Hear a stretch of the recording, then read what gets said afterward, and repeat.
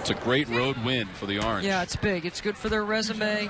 A tough loss for NC State, because you look at a one-possession game against Syracuse for NC State, a one-possession game against Louisville, and they lost both those games at home. Those would have been great resume builders for Wes Moore and his staff, but I still think they're okay for the NCAA tournament.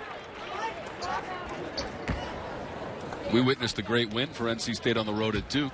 First time they had won at Cameron Indoor in some 20 years. Right. And I say Florida State has the toughest finish because they've got the toughest games left. I think Duke has a hard finish because they have to win them all. They're in a position where they need some wins. And the wins that they have left on their schedule may not be quality RPI wins, but they need volume right now to even be in the conversation. Florida State is working on a 5-game winning streak away from Tallahassee. James has position and uses the glass effectively. She's been terrific off the bench. Good minutes, good quality minutes, very effective on the offensive end.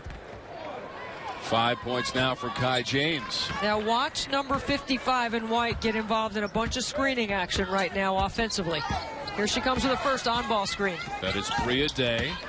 He lets Fondren go by. James is going to get the foul for Florida State. If you were paying attention and you saw what happened, you're going to see Brianna Day come up instead of screen. Okay? Here's the screen right here, and all you're going to do is attack this hedge. And Kai James has got to stop the penetration. And it's tough to ask her to move her feet. That's why Bria Day is involved in all that screening action.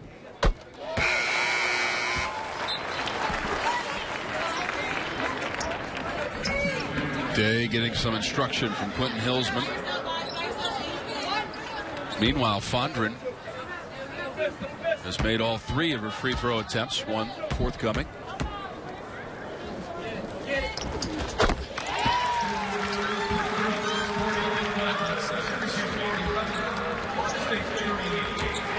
Six points now for Cordelia Fondren, one of the seniors on this Syracuse roster.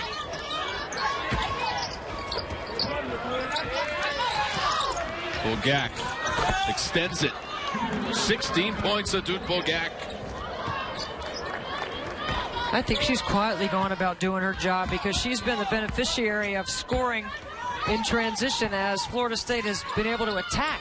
Butler way behind the line. That one is slightly off the mark, goes out of bounds and back to the Seminoles. You know, Bulgak is a senior for these Seminoles from Edmonton, Alberta, Canada. Averages 15 points per game. She's above that already with 16 in the first half. And I thought it was very classy on the part of Syracuse prior to the game, honoring their own seniors and also the seniors from Florida State. What a nice gesture. And Bulgak was one of them.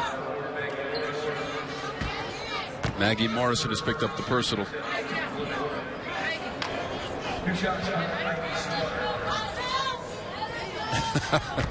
He'll let you know how it's going over there. He's fantastic. He's one of my favorites to talk to. I've always enjoyed my time visiting with him. We have a good relationship, a lot of fun. He gives us great access to his program. We get to find out inside his game plan what he's thinking. Did you measure the tie today, I measured the tie today. You know, I carry my tape measure typically to measure three-point shots. But sometimes I got to measure some other things.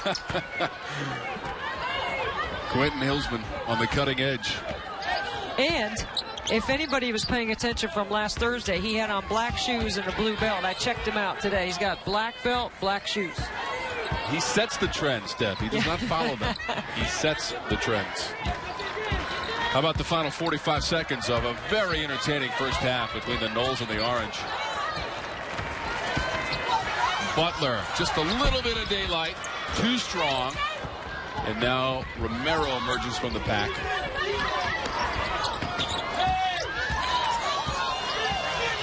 About a 5-second difference game and shot clock. That one bounces out for Romero. Bulgak looking for a second attempt. There were 3 white shirts around her, and a foul is called. Boy, you don't want to foul right there, right in front of Coach Hillsman. He doesn't want his team to foul. You had 3 white jerseys. You had her contested. They gave the foul to Brianna Butler. So Bulgak, who shoots 68% from the line, and already 2 of 2 from the free throw line. Florida State as a team in this half, 53% from the floor. The Orange, 48%. Watching college basketball played at a very high level between these two teams, both ranked within the top 25 for the majority of this season. Right.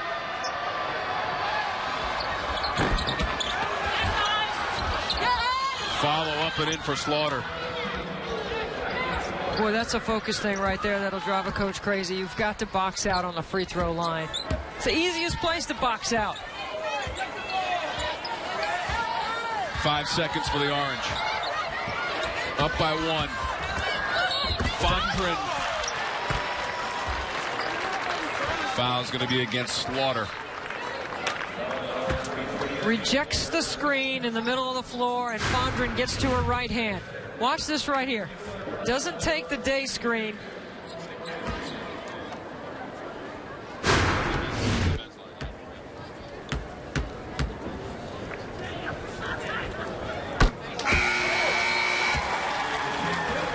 Fondren is putting on a clinic at the free throw line. 5 for 5 and all in the second period for Fondren. Successful getting to the line for the senior from Memphis, Tennessee. Responsible for a triple-double this season, Debbie, in late December against Howard University. With 10 steals besides the points and rebounds. Tied the school record, which was set by Peterson earlier in the season.